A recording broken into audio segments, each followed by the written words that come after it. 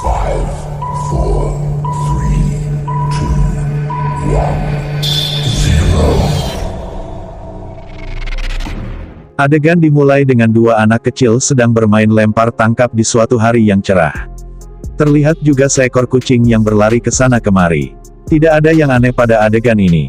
Akan tetapi tiba-tiba ada seorang laki-laki berambut keriting berlari ke salah satu gedung.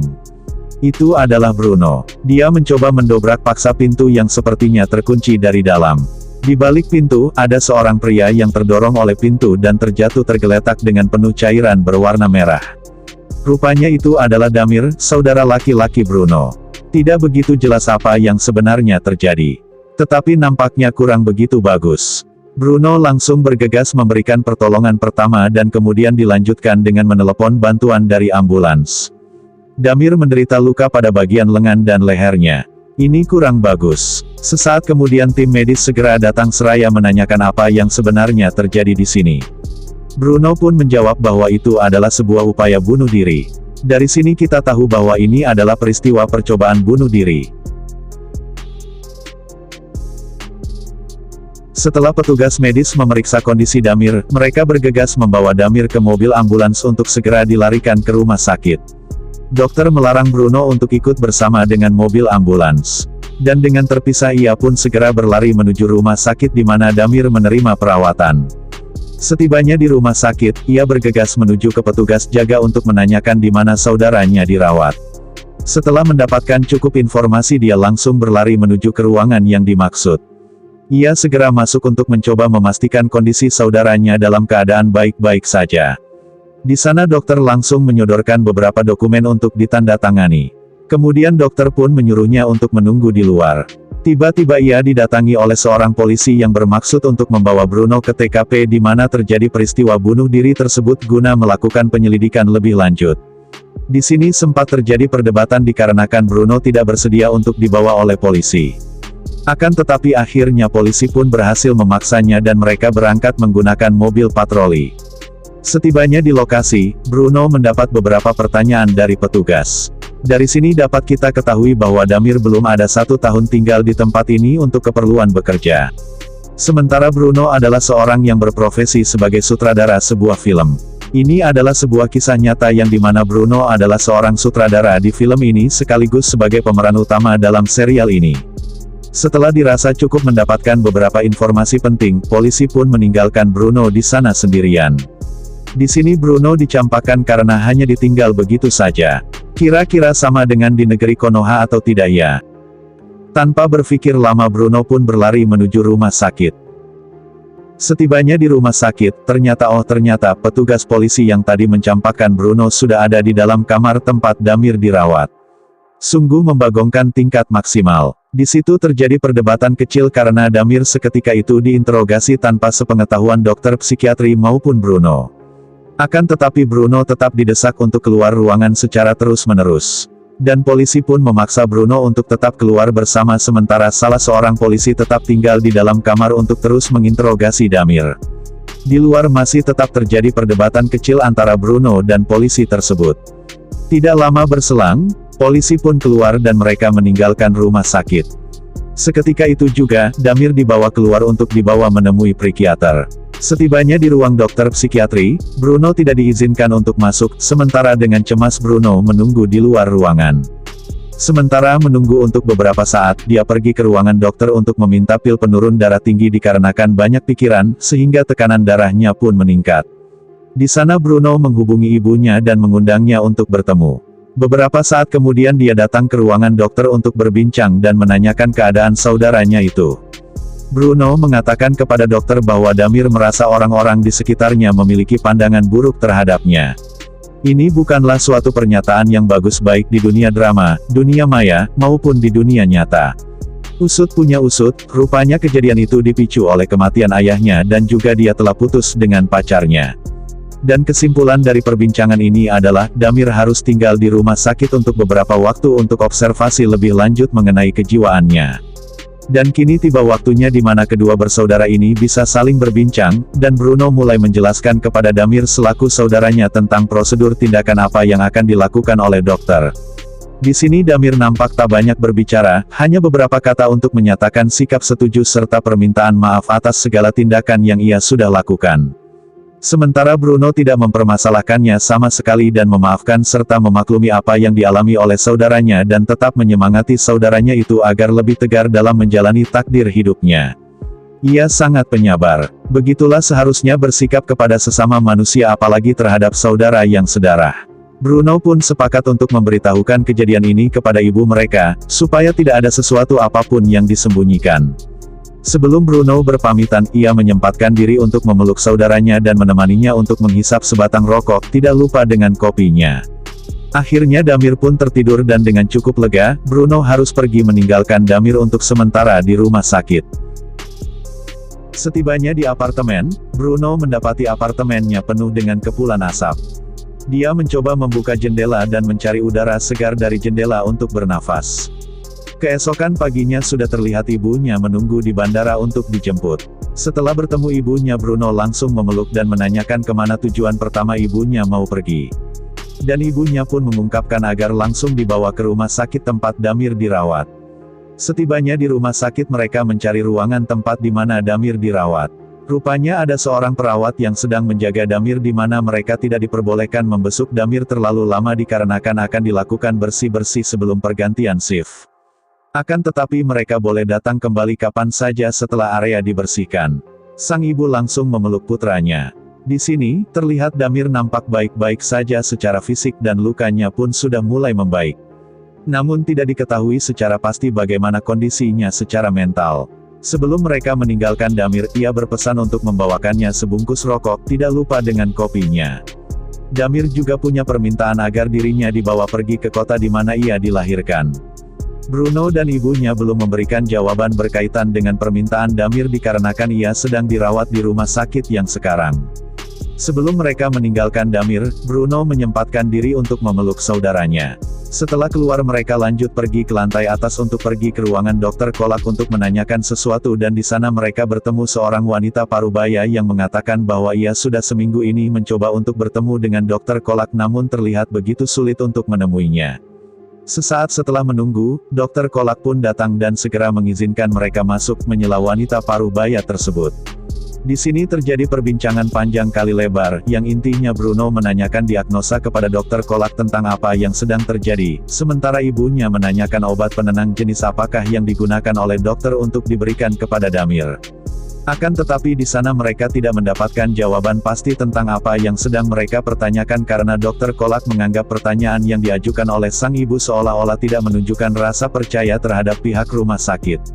Memang agak lain di sini ini. Dikarenakan mereka tidak mendapatkan jawaban yang mereka inginkan, akhirnya pun mereka memutuskan untuk keluar sejenak dari rumah sakit tersebut untuk sementara waktu sembari ngudut sareng ngopi. Mereka pun merundingkan tentang tanggapan dari dokter. Mereka beranggapan bahwa dokter saja bersikap demikian terhadap mereka, bagaimana dengan Damir nantinya. Di sini Bruno mencoba menghibur ibunya yang mulai cemas dengan keadaan di rumah sakit. Setelah dirasa cukup dalam berunding mereka pun lanjut pulang sejenak untuk sekedar beristirahat. Ketika Bruno membuka pintu well adalah rupanya si Damir ini sedang berdirian aja di depan pintu dong. Ngagetin gak coba? Bruno pun mengajaknya untuk segera masuk ke dalam rumah. Usut punya usut rupanya Damir ini sedang ketakutan dengan pertanyaan-pertanyaan aneh yang ditanyakan oleh dokter Kolak. Salah satunya yaitu, apakah kamu dapat membaca pikiran orang lain? Jelas ini membuat Damir merasa tak nyaman dan ketakutan. Maka tak heran jika ia memutuskan untuk pergi kabur meninggalkan rumah sakit tersebut. Sementara Damir sendiri menyatakan bahwa dirinya tidak ingin jika dirinya kembali dibawa untuk dirawat di rumah sakit tersebut.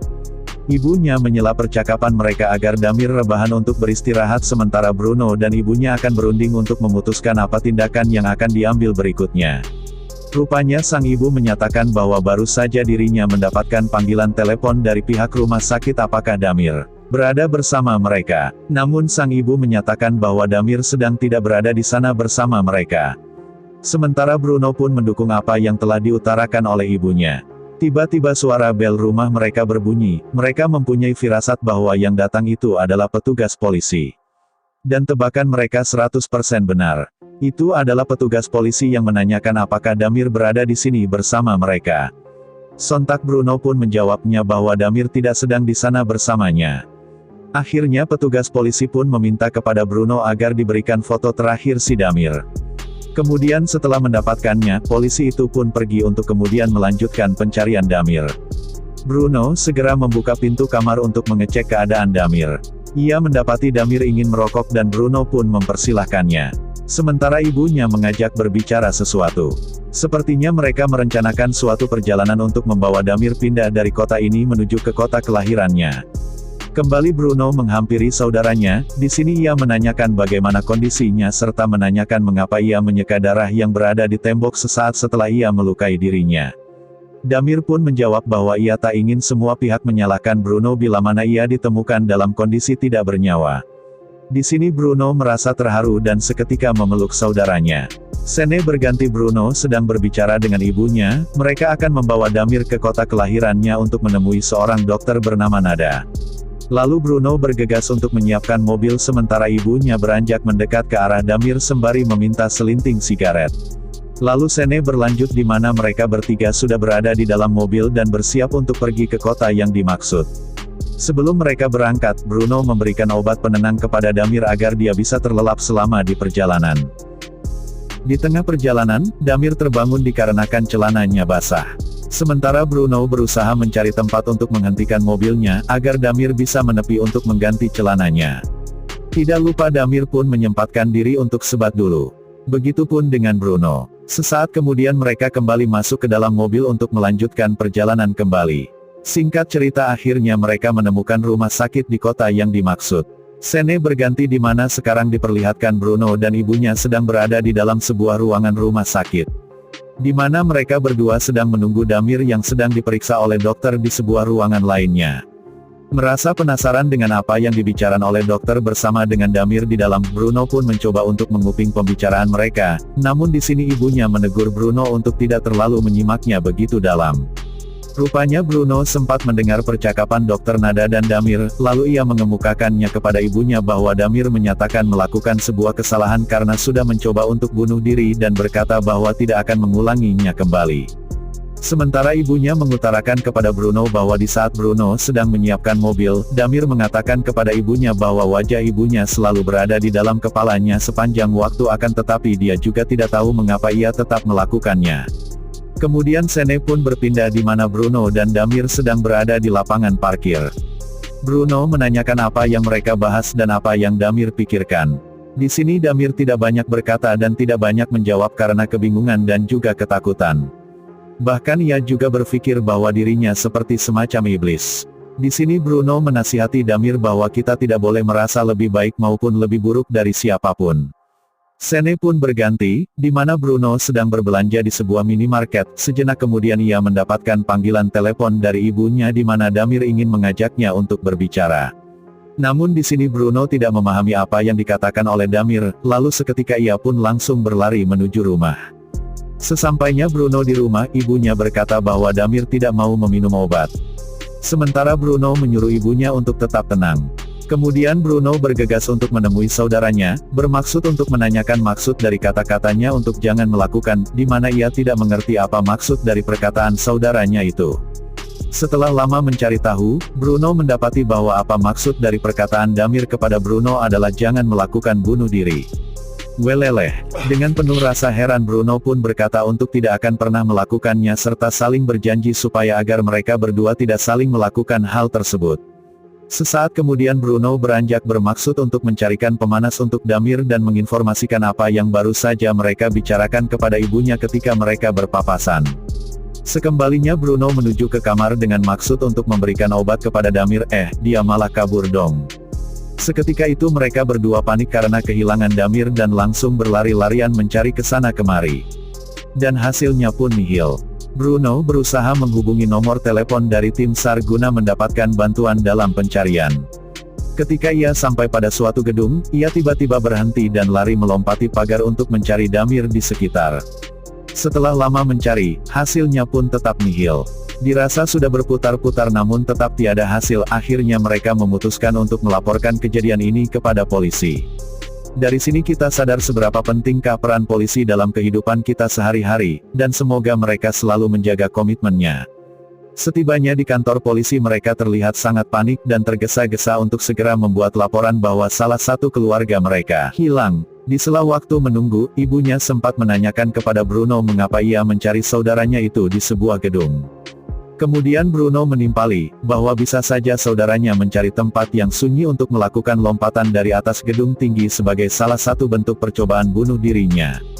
Dikarenakan mereka tidak sabar menunggu, mereka segera berlari untuk segera menemui petugas yang bertanggung di bidangnya.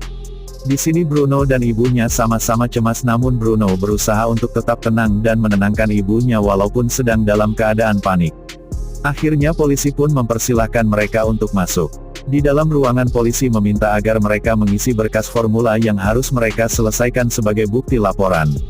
Belum juga mulai mencoretkan pena, rupanya Bruno mendapat panggilan telepon yang menginformasikan bahwa saudaranya telah ditemukan berada di pantai dengan keadaan baik-baik saja.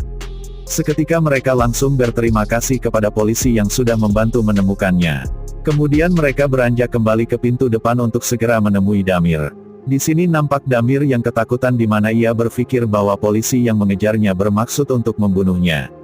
Sementara polisi menjelaskan bahwa mereka mengejarnya karena ia berbadan besar dan berlari sehingga polisi harus mengejar untuk menangkapnya dan bukan untuk membunuhnya.